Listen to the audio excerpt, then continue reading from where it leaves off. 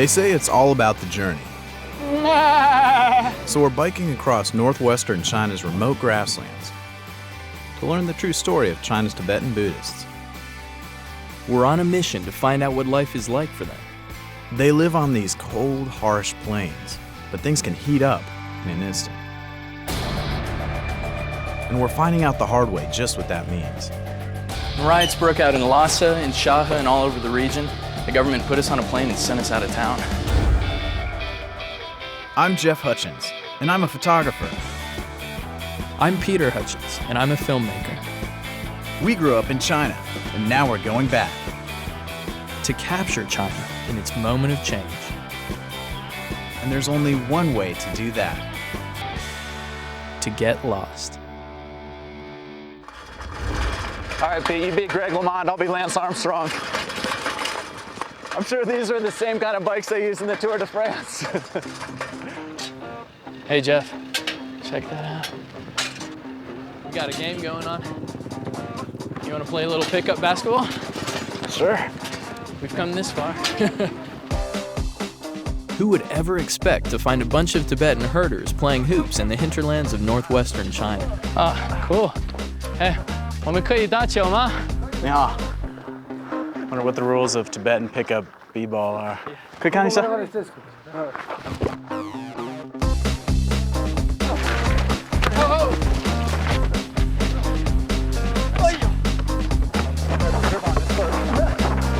These guys are in good shape. I don't think I can keep up.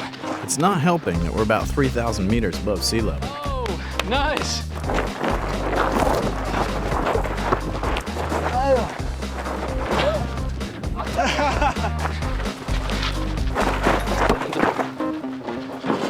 Maybe we should take a break and find out a little more about these guys. 怎么样? Wonder how long they've been playing ball. 你们多长时间了打篮球? 打篮球就是2年左右。 Oh, about 2 years. So what kind of work do you do? 你做什么工作? 没有工作，放牛。 So they're all herdsmen here. Okay. So they used to be nomadic, but now they live in this area. Do you guys prefer living in your old homes or your new homes better? 你们比较喜欢那个老的还是新的? 老的。老的? Oh, 真的. So they like living at the old places better. So since these guys have moved here in the last 2 years, you know, they have TV, they have electricity in their houses, and that's actually, I think, probably where basketball became a bit popular. Them watching Yao Ming play on TV. 好了，谢谢啊。我们很喜欢跟你们打篮球。好，再见。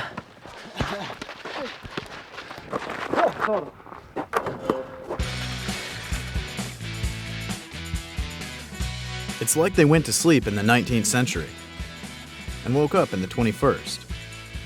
But the place we're heading for is ancient and likes it that way. Unfortunately, so are these bikes. Did your bike break again? Yeah, the whole... You were kidding me. No, look at the chain guard. Man, you'd think that in a country of 1 billion bikes, they'd learn how to make one that doesn't break. You know, they only put this road here like 2 years ago. Before, it would have just been straight shot over these hills and stuff. It would have been even bumpier of a ride. For a few centuries, this stretch of land in northwestern China's Gansu Province was part of the Silk Road that linked China with the West. And it didn't only carry silk and spices. Cultural and religious ideas came through here too. Among other things, the Silk Road brought Buddhism from India to China. Pretty cool part of the country. It is. Yeah, this doesn't look anything like back east in China. No, sure doesn't. Far cry from Beijing, that's for sure. The town of Shahe in Gansu Province is known as Little Tibet. Since the Chinese invasion of Tibet and the exile of the Dalai Lama in the 1950s, many Tibetans have fled to this part of China. We're about to meet up with our guide, Sunam, who will translate the Tibetan for us. Hi. Hey, Sunam, how are you? Hey, how's it going? How's the ride? Oh, it's great. Yeah, it's fantastic. I mean, we're just so excited to look around here. This place looks like it's been around forever. This is a great place to experience the ancient Tibetan traditions. At the moment, the monks can practice here in relative peace. But it hasn't always been that way. This is Labrang Monastery, sometimes called Labulong. And it survived almost 300 years of ethnic wars, rebellion, political change, and social upheaval. It's a testament to the faith of China's 5 million Tibetans, who are mostly Buddhists.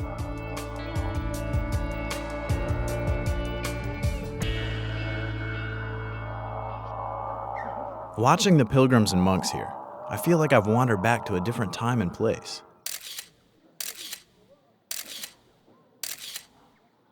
I'm struck by the sheer number of pilgrims and the lack of tourists. Where are all these pilgrims from? Oh, here mostly some are from local peoples, and some are from the Qinghai, Okay. and some are from Sichuan. Why have they come here? Sure, blessing, and so everybody comes here to worship, or get blessed, yeah. Labrang is the largest monastery outside the Tibetan Autonomous Region of the dominant Tibetan Buddhist sect, the Yellow Hat Buddhists. Yellow is the Buddhist color of the earth, which symbolizes discipline and the foundation of all good things. The Yellow Hat sect was founded in the early 14th century. They began the tradition of living lamas that continues with their current spiritual leader, the Dalai Lama. Since the Dalai Lama was exiled, he's been a vocal advocate for Tibetan rights. At the moment, his followers and the government share a shaky truce. I think that one reason these monks treasure their religious freedom is that to them Buddhism is more than an ancient religion. It's something they live and breathe every day. These monks are in the midst of a debate. What kind of things did they debate? The debate, it's all about the philosophy. Sonam tells us that the clapping emphasizes different interpretations of the Dharma. The Dharma is the teachings of Buddhism, but it also refers to the everyday experiences that make the teachings come alive. That's why Buddhists call it the living Dharma. Then we see another interesting practice. What are they doing with Rice? with the rice there? Sonam explains that a monk first meditates on the empty bowl, which represents the empty nature of all things. Then he places mounds of rice in the bowl to create the cosmos from nothingness. Finally, he offers it up as a step toward enlightenment. It's an offering for the gods, and their high lamas are there, sitting up there. Okay, so it's really for a blessing for the monastery. Yeah, sure. We're impressed by the devotion of the pilgrims. As they pray, they touch their whole bodies to the ground 3 times. Each prostration expresses their dedication to Buddhism's 3 jewels: the Buddha, the Dharma or teachings, and the Sangha or community. Each prostration also symbolizes discarding the 3 poisons: hatred, ignorance, and excess. The pilgrimage goes to Lhasa by prostrating. Really? Whole way, yeah. And sometimes they will die on our way. It's about 1,200 kilometers to Lhasa, the capital of the so-called Tibetan Autonomous Region. But many of these ethnic Tibetans will never see their homeland. Once, as many as 4,000 monks lived here, but during the Cultural Revolution, their numbers dwindled.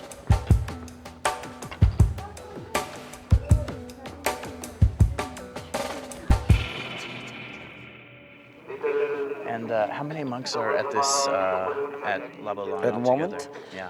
At the moment, according to the registration, this is somewhere 1,500 to 600. Okay. Yeah, but ones who are not registered, if you included them, then it goes to more than 2,000. But would he be from this monastery, or would Yeah. he be from another No, monastery? this monastery. Okay. Yeah, I can see from the way of their dress, dressing. And what kind of dress does this monastery have particularly? The Tibetan monks have worn maroon and yellow robes, called donkas, since the 14th century. The shoulders are modeled after the mane of a lion because the king of beasts has no fear, so he remains relaxed and peaceful. But the peaceful atmosphere here could come under fire again soon. We want to make the most of it, but you always have to be a little wary at Lebrang.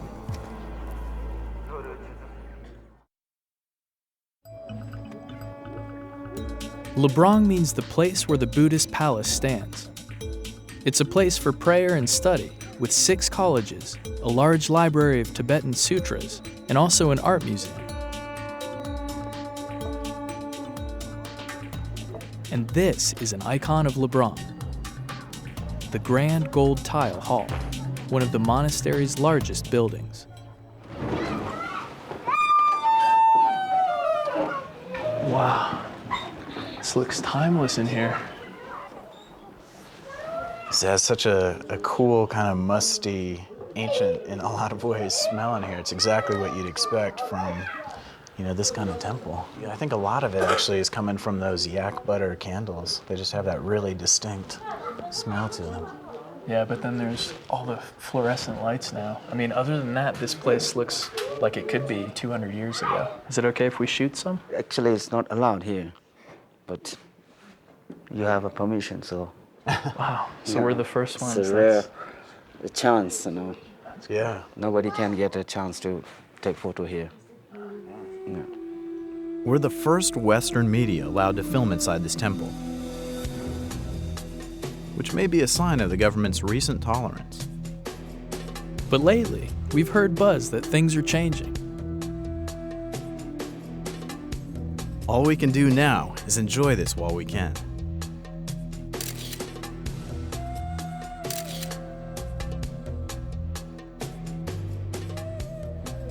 And there's, around the candles, there's money and incense. What are those used for? The monies are all donations from the pilgrimage. Yeah, and incense, when they donate, they can get some incense from here, and they can burn it to pray. This is such a unique opportunity. It's hard to stop shooting.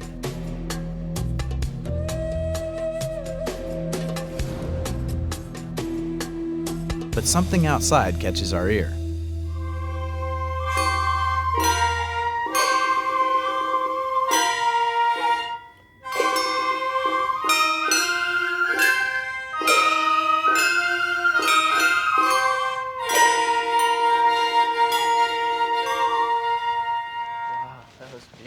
Yeah, that was stunning. You can imagine them doing this here in the same kind of courtyard for the last several hundred years. Sonam, can you ask them, what's the purpose of the music? The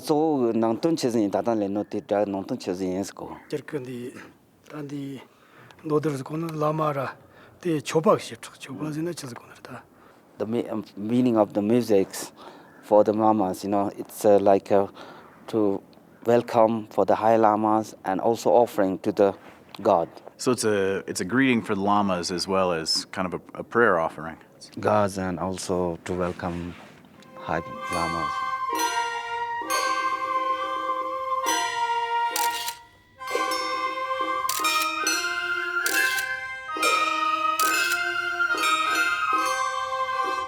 Thank you. Yeah, that was beautiful. Yeah. Thank you very much. Yeah, that's really stunning to listen to that.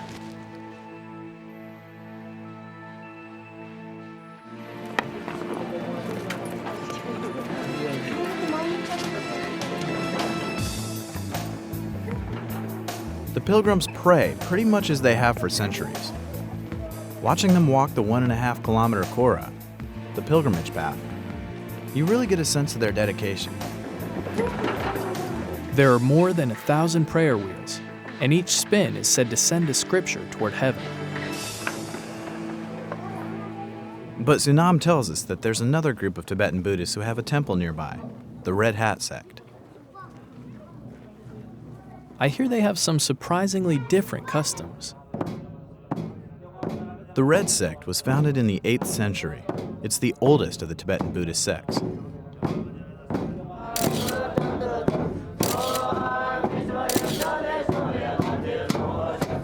This distinctive sound is called throat singing. It was inspired by the roar of a lion. Tibetan Buddhist chant masters use it to lead prayer ceremonies. The chanting is said to purify the heart and calm the soul. Some of the chants have been passed down from generation to generation for thousands of years. They're so engrossed in their worship that they hardly seem to notice us, even when we're filming them. Sonam tells us the papers the monks read from are actually the pilgrims' prayers. All of the sounds that I associate with Buddhism, the bells, gongs, drums, and chanting, they all have such a mysterious and serene quality here. But I'm wondering about the meaning of what we've heard, and Sonam has some friends who can tell us. Prayers that they were doing today, what are those about? Terangkan dongkonun de deji natsara tomo itona de jawarim chodepkun tomos. Today, that's the ceremonies for the pilgrimage and the other people, which you saw those papers. They have written whatever they have a disease or some like evil things happening, so they just give the money inside and they pray for them to destroy those evil. Well, thank you very much. Thank you. Thank you. The religious music and the colorful traditional clothing make it seem like the rest of the world doesn't exist here. You can see why these Tibetan Buddhists are so determined to hold on to their religion and culture. That was absolutely incredible there. The way their voices are just so resonant and guttural, it's beautiful. Yeah. I mean, just, it's such a sound. Well, what struck me is that you've got all ages in there. You have kids who might be 6 years old, and then you have old men, and they're all chanting together. It was just, how cool to see them all keeping time with the drums. And Yeah. Wow, it's stunning. what an experience.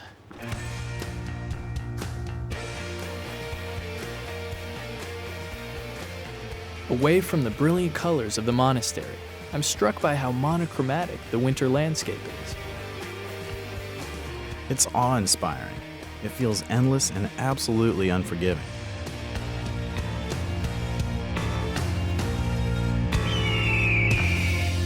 It's such a cool landscape.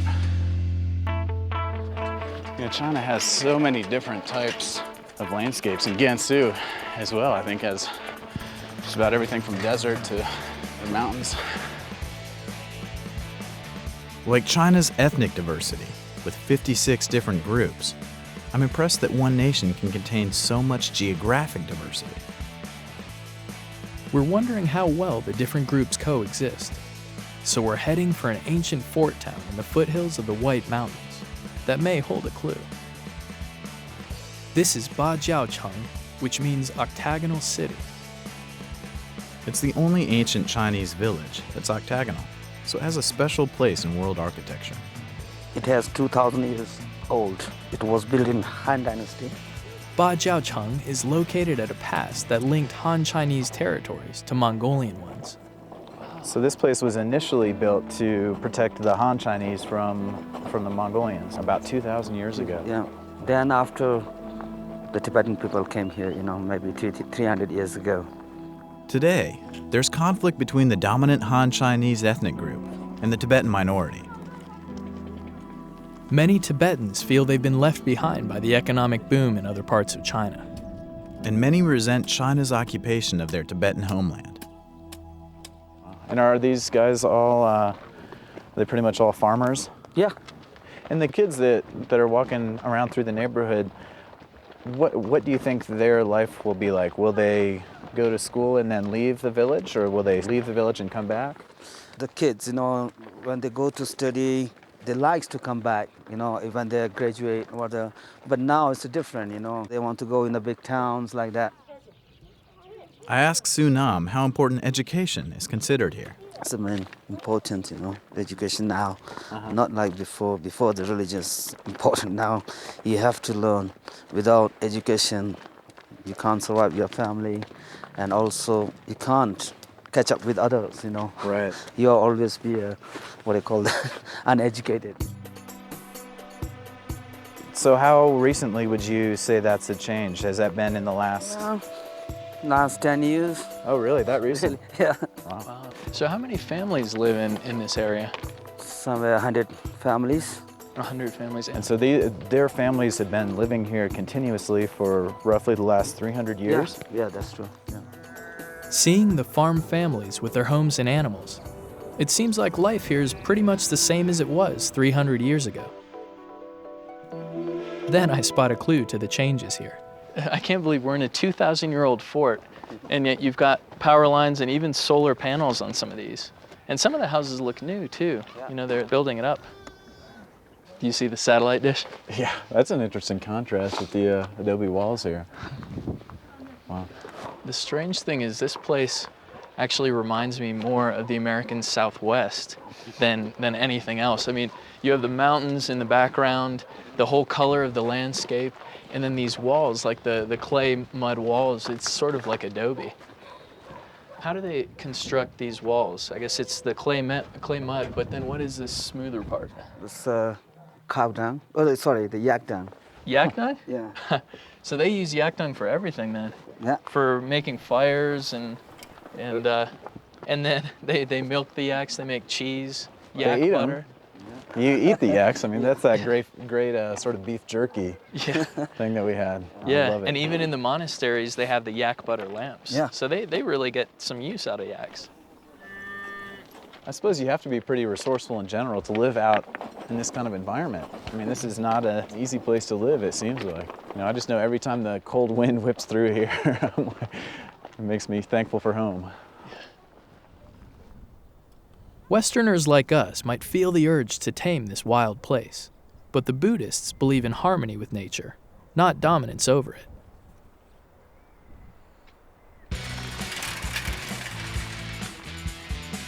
That makes us curious about an animistic faith practiced locally that predates Buddhism, the Bun religion. Bun has especially strong ties to the natural world. And out here, so do we. Here comes some sheep. Check this out. Ha. Right up by the road.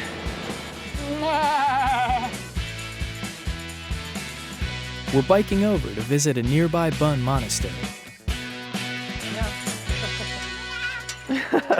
They're helping us out with the bikes. This is great. I know, I need some help. Wow. Check that out, Jeff. Yeah, that place is pretty impressive. The light is beautiful. Hey, it's mine. Look at that. See how the wind is kicking up those flags too? Yeah, our flags up top there? Yeah. It's pretty wild. All of them have script on them. We're not sure what the script says, since our Tibetan translator Sunam had to leave for another assignment. But hopefully some of the Tibetans here speak Mandarin. This monastery was first built about 1,000 years ago, but not much of the original remains. That's because this Bun monastery shared the same fate as many Buddhist monasteries under the officially atheist communist government. And this one was all but destroyed during the Cultural Revolution. I mean, it wasn't even until 1982 when they built it back up. Looks so much newer than the others. Yeah, it does. It actually, to me, it looks newer than 1982. The prayer wheels here remind us of the Kora walk at the Labrang Monastery, except for one thing. You know, the Ben sect is the only group in Tibetan Buddhism that walk counterclockwise around the prayer wheels. Pretty interesting. Yeah. For the Bun, walking counterclockwise represents eternity and constancy. Bun is considered the indigenous religion of Tibet. When Buddhism first became popular here in the 7th century, there was conflict between the two religions.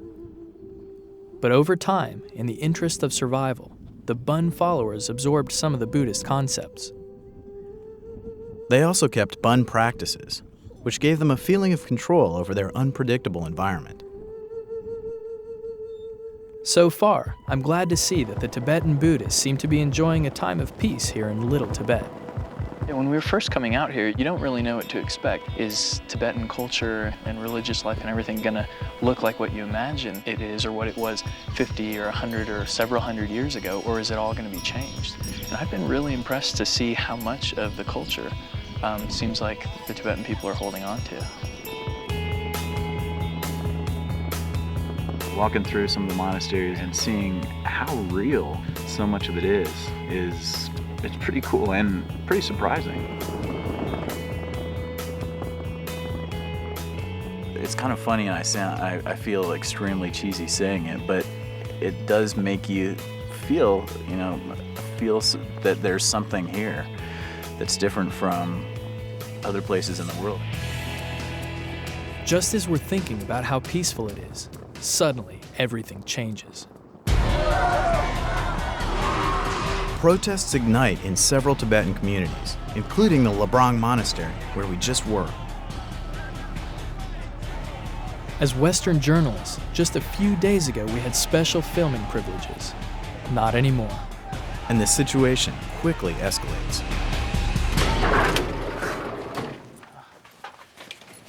Everything was going great in Shahe, and then riots broke out in Lhasa, in Shahe, and in cities all over the region. So next thing you know, we're on a plane out of there. We literally got kicked out of Gansu, so we got as far away as we could.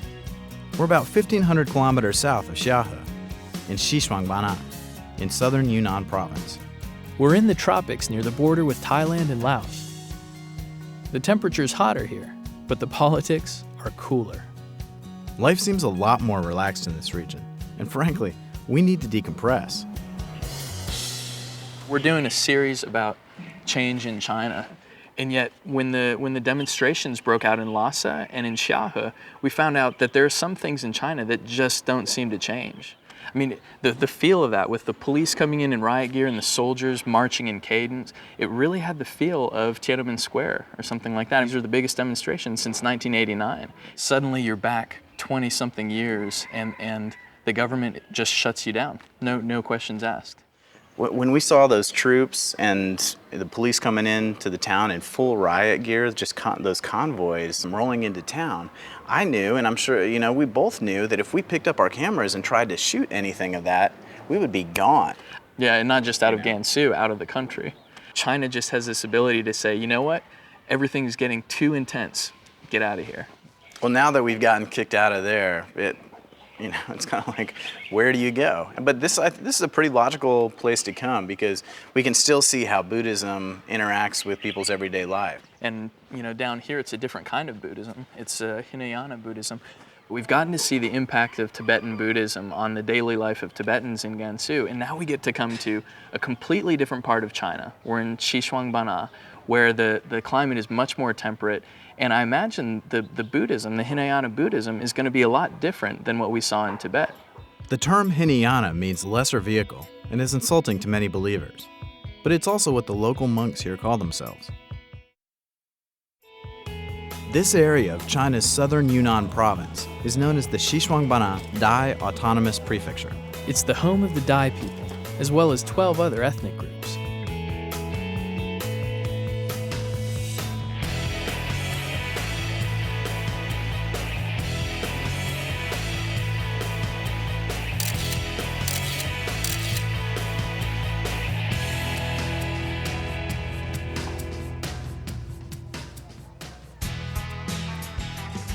It's also home to China's only rainforest, which stretches over more than 2,000 square kilometers.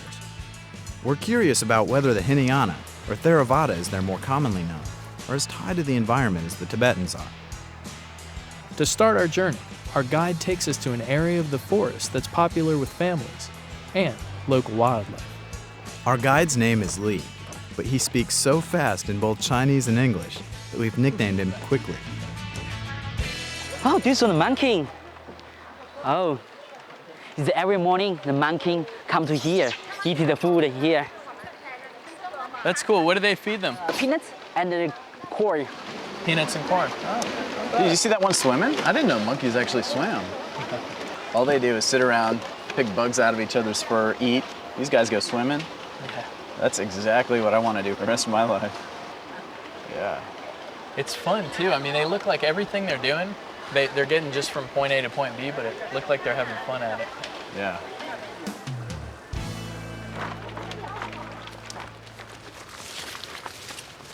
Jeff and I have been all over China, but this is our first time in a rainforest. I have to say, it's pretty cool. So quickly, why do you like to come out here? 你为什么喜欢来这里？因为我认为热带雨林是大自然的肺，是地球的肺，所以我们应该保护它。Okay, so the rainforest is like the lungs of the world. So you got to protect it. That makes sense. And do other people in Xishuangbanna think it's as important as you do? Yeah, most Dai people in Xishuangbanna, no rainforest, no water, no Dai minority. Oh, really? So without the forest, you wouldn't have water or the Dai people. And the Dai are Buddhists. So, you know, Buddhists are all about communing with nature. I guess it makes sense they want to protect the rainforest. But quickly says they're losing ground to corporations that are buying up the rainforests and chopping them down to plant crops.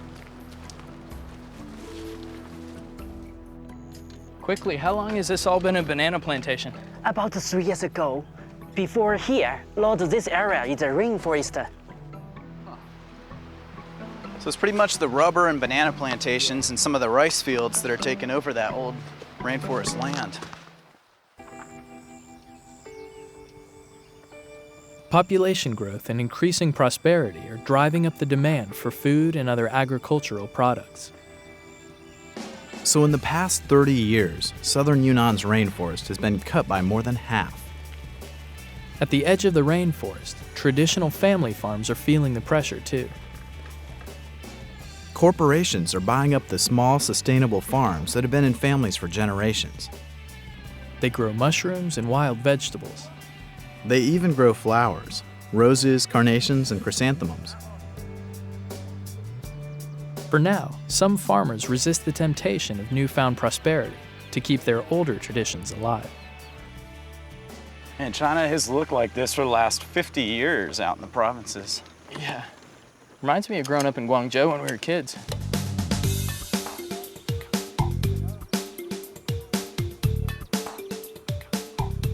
Much remains the same, like the way the locals commute. It's quick, economical, and no greenhouse gases.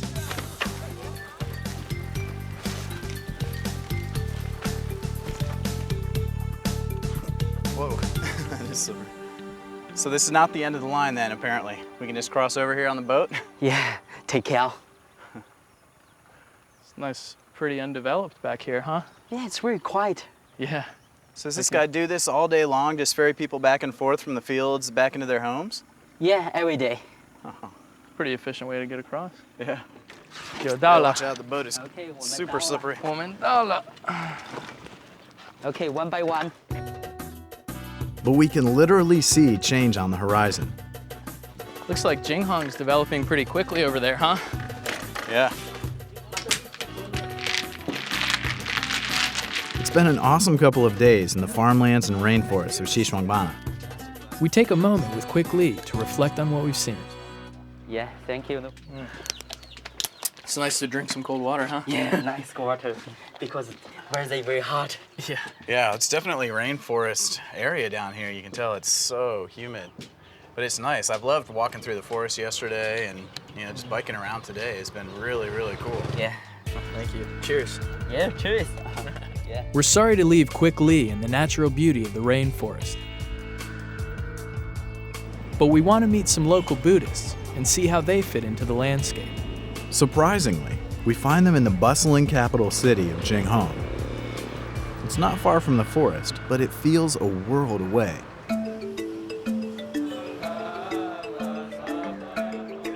These monks are bussed in every morning from a nearby monastery to collect alms. This couldn't be more different from the secluded monastic life of the Tibetan monks. The cool thing about this is in Western culture, so much of gift giving is done anonymously, but here this is extremely personal. The symbolism is that the monks seek food to nourish their wisdom. It's important for them to ask from both rich and poor, so they have an equal opportunity to give blessings. It also encourages more lay people to be charitable.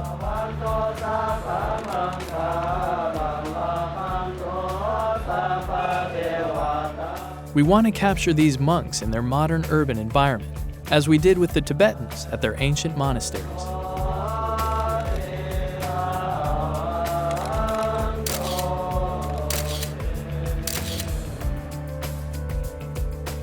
To find out more about the differences, we visit the Southern Theravada Cultural Center, a huge new monastery. One thing we know is that Buddhism was introduced into the Dai areas more than 1,000 years ago. This place is really impressive. Jeez. Yeah, I'm pretty curious to see how it compares to Tibetan Buddhism. As soon as we enter the temple, the external differences between the Theravada and Tibetan faiths are obvious. This altar is a lot brighter and more open than the ones at the Lebrang Monastery.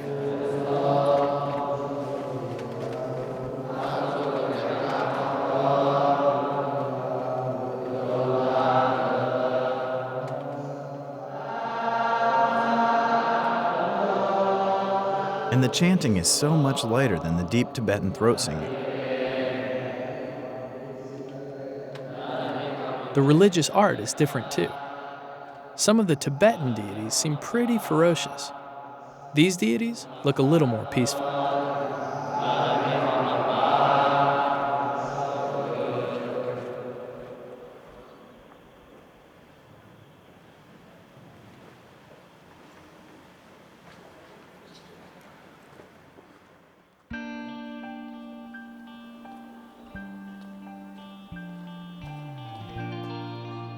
Even the saffron robes and pastel colors contrast with the Tibetans' deep reds and yellows. Here in Yunnan, the attitude is more laid back. But our big question is why the Theravada faith doesn't seem to threaten the government, while Tibetan Buddhism does.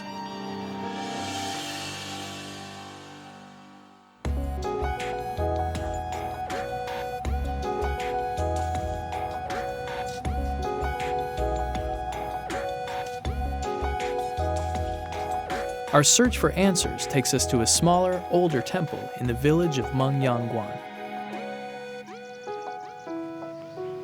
Man, this place looks really authentic. Look at some of these beings. Yeah. It's a whole different style of Buddhism down here, you know?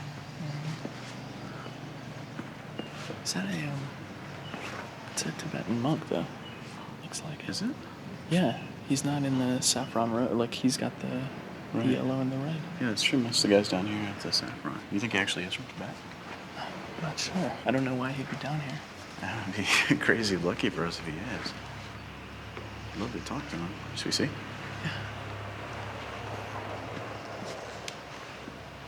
Yeah. 师傅，你好。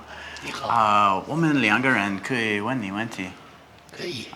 你是哪里的人？我是四川甘孜州的甘孜县康巴地区的人， So he's from Sichuan. 漳州人。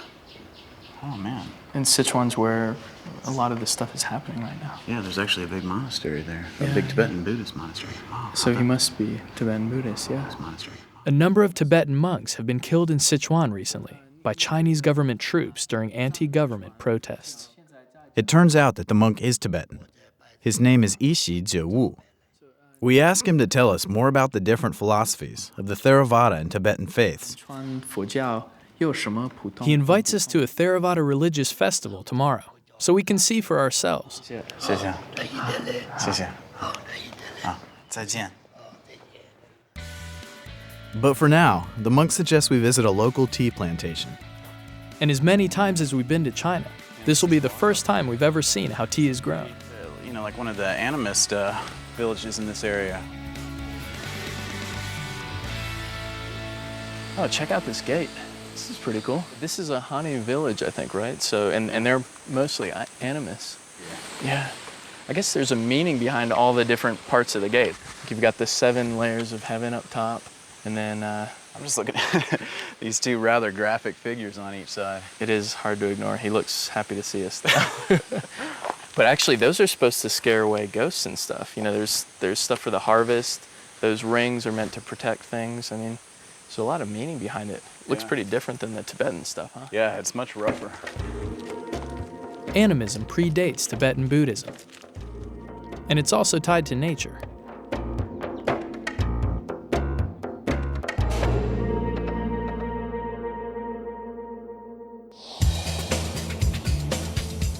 Yunnan is one of China's leading tea-producing regions because of its tropical climate and high altitude. It's over 1,000 meters above sea level. The tea leaves grown here are made into over 100 varieties of tea. 先生你好，你在做什么? What are you up to? 我在晒茶叶嘛。 Oh, so he's drying tea. Where is this tea from? 这个茶是哪里来的? No， 老树茶，从那种地方采下来的。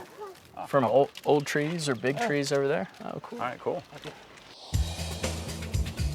He's happy to show us his family's tea trees. Though people are collecting the tea here, legend has it that monkeys were trained to collect the leaves from wild tea trees growing on steep mountainsides.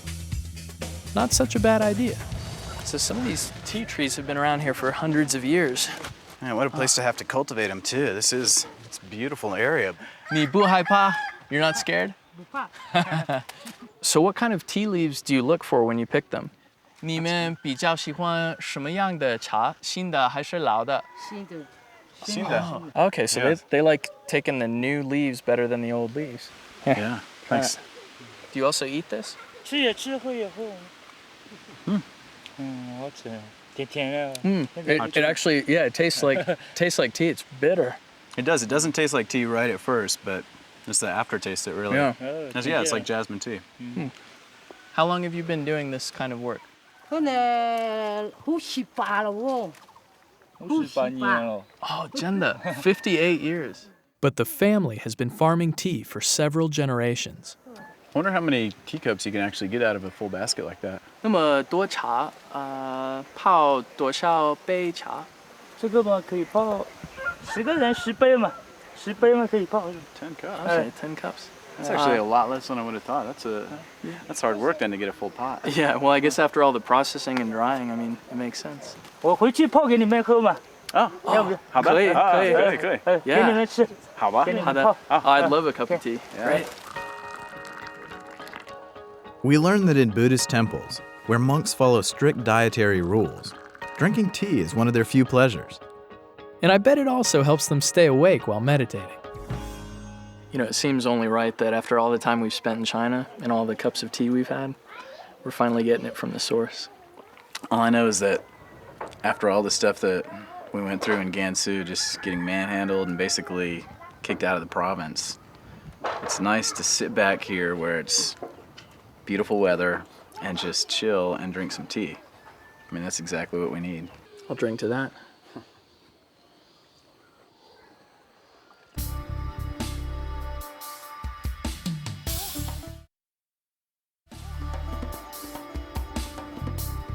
We're heading from the tea plantation to meet back up with our friend, Yishizhe Wu, the Tibetan monk.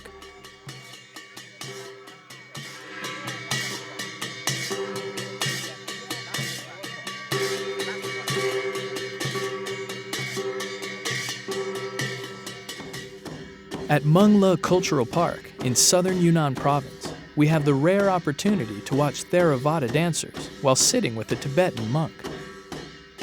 We've seen a lot of the outward differences between these two types of Buddhism. But we ask Yishizhe Wu whether their philosophies are actually different. We learn that while both Tibetan and Theravadan Buddhists aim for an inner peace, or enlightenment, the Tibetans place particular emphasis on the altruistic aim to end suffering for all living beings.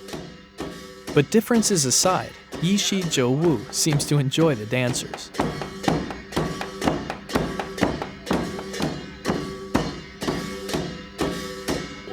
Jeff, how cool is it that even though they're from two different parts of Buddhism, I mean, he's Tibetan Buddhist and they're Hinayana, that he's able to watch their rituals. And you can tell they're really getting into it too, because they're not only, performing the rituals for him, but they're all dressed up and everything.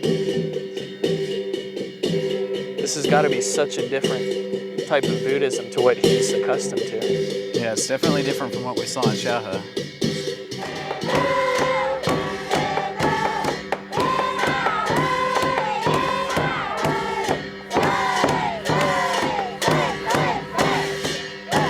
We crowd in closer for a better look as the festival reaches its finale, the lighting of prayer rockets.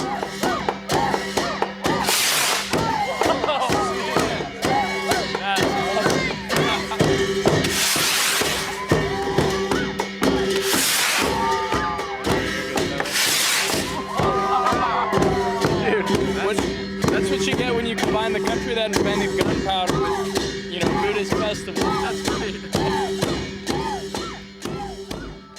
We return to the temple where Ishi Zhewu is praying. We've learned a lot about the differences between two schools of Buddhism, but one question remains. What makes Tibetan Buddhism such a threat to the Chinese government, whereas in Xishuangbanna, Hinayana Buddhism is not a threat, and in some ways it's actually kind of endorsed. You know, it's marketable. It's great for tourism. I think one of the things that's kind of important to realize is that Tibetan Buddhism is contained within an individual culture, you know, an individual ethnic group. Also, too, in Tibetan Buddhism, you have a central leader. You have the Dalai Lama. You have living Buddhas. Whereas in Hinayana Buddhism, there's no kind of central power seat. And the Dalai Lama has also actively drawn international attention to the plight of Tibet. But from our perspective, the difference between the Buddhist schools isn't about politics. To first go to Gansu and see that kind of, you know, Tibetan Buddhism and figure out what makes that Buddhism that kind of Buddhism. And then, you know, to come to Xishuangbanna and see how different it is here has been really pretty eye-opening. I think a big part of that is the environment. You know, I think the cool thing is at the end of the day, both Tibetan Buddhists and Hinayana Buddhists are aiming for the same thing. They just have slightly different ways of getting there.